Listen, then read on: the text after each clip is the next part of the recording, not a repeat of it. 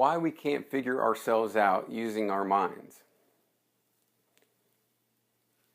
The mind, as we know it, can be labeled as the brain or what have you. So here's the problem. Let's say we use our minds or our brains to figure ourselves out. Now, what's figuring ourselves out? Our minds or our brains.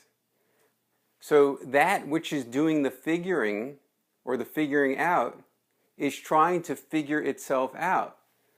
So how can that which figures know itself? It can't. The best it could do is come up with an idea of itself, because the mind or the brain itself is doing the figuring.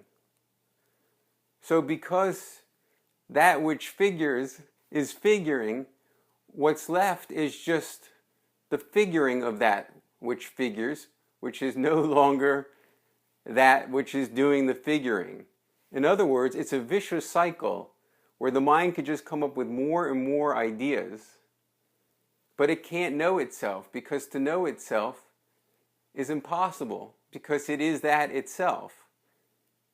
So any attempt of the mind trying to figure out what it is, it cannot be, because it's left with just a name of what it is, or an idea of what it is, or a concept. So, to just know the mind can't figure itself out can save us from a lot of suffering. And this is non-dualism, because what the mind does is the more it tries to figure itself out, the more dualism it creates, the more concepts, the more ideas of what it might be, but never what it actually is.